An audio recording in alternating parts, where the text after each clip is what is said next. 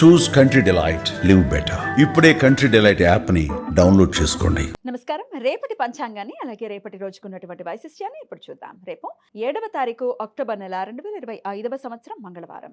శ్రీ విశ్వావసు నామ సంవత్సరం దక్షిణాయనం శరత్ ఋతువు. రేపు ఆశ్వయుజ మాస పూర్ణిమ తిథి ఉదయం 9:16 వరకు, తదుపరి బహుళపక్ష పాడ్యమి తిథి రాత్రి 5:53 వరకు.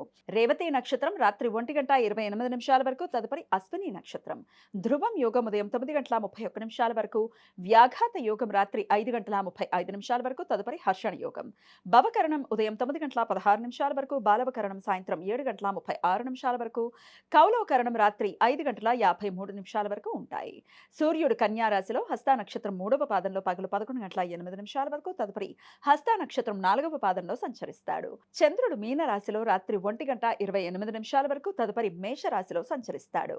నక్షత్ర వర్జం మధ్యాహ్నం 2:45 నుండి సాయంత్రం 4:10 వరకు, అమృతకాలం రాత్రి 11:19 నుండి 12:45 వరకు.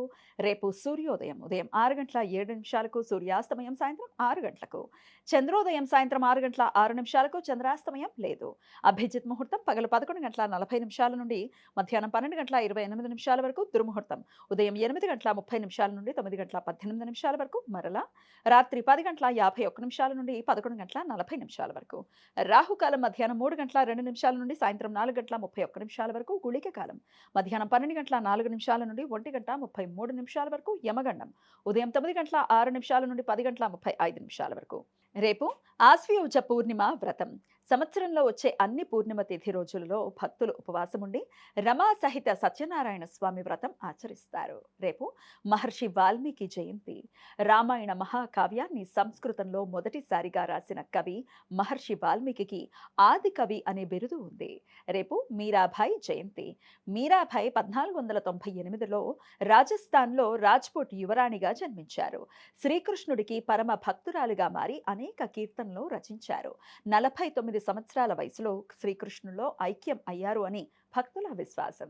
రేపు ఇష్టి. వైష్ణవులు ఇవాళ ఉపవాసం ఉండి రేపు ఇష్టి రోజు యజ్ఞం చేస్తారు. మంగళవారం అశ్విని నక్షత్ర కలయిక ఉండటం వలన సర్వార్థ సిద్ధి యోగం, అమృత సిద్ధి యోగాలు రేపు రాత్రి 1:28 నుండి ఎల్లుండి సూర్యోదయం వరకు ఉంటాయి. ఈ సమయంలో నూతన వ్యాపార ప్రయత్నాలు చేయడానికి, కొత్త పనులు మొదలు పెట్టడానికి అనుకూలం. భౌమ అశ్విని యోగం రేపు రాత్రి 1:28 నుండి ఎల్లుండి సూర్యోదయం వరకు ఉంటుంది. మృత్యు భయం కంటే భయంకరమైన మహామృత్యు భయం నుండి బయటపడటానికి భక్తులు ఈ సమయంలో దేవి అథర్వ శీర్ష పారాయణ చేస్తారు. ఏకార్కల దోషం రేపు రాత్రి 1:28 నుండి రాత్రి 5:35 వరకు ఉంటుంది. వ్యాఘాత యోగం జరుగుతున్న సమయంలో రవిగ్రహం హస్త నక్షత్రంలోనూ చంద్రుడు అశ్విని నక్షత్రంలోనూ ఉన్నప్పుడు ఈ దోషం ఏర్పడుతుంది. ఈ దోష సమయంలో ఎటువంటి శుభకార్యాలు చేయడానికి అనుకూలం కాదు. శుక్ర పంచ సప్త సలాక వేధ రేపు రాత్రి 8:07 నుండి రాత్రి 1:28 మధ్య కాలంలో ఏర్పడుతుంది. శుక్రగ్రహం ఉత్తర ఫల్గుని నక్షత్రం 1వ పాదంలో సంచరించే సమయంలో చంద్రుడు రేవతి నక్షత్రం 4వ పాదంలో ఉన్నప్పుడు ఈ వేధ ఏర్పడుతుంది. ఈ వేధ సమయంలో ఎటువంటి శుభకార్యాలు చేయడానికి అనుకూలం కాదు. ఈ సమాచారాన్ని మనకందించిన వారు మేడికొండూరు విశ్వనాథ్ ప్రసాద్ గారు. ఆయనకు కృతజ్ఞతలు తెలియజేస్తూ లక్ష్మీనారాయణుల స్మరణతో సమస్త సన్మంగళాని భవంతు. నమస్కారం.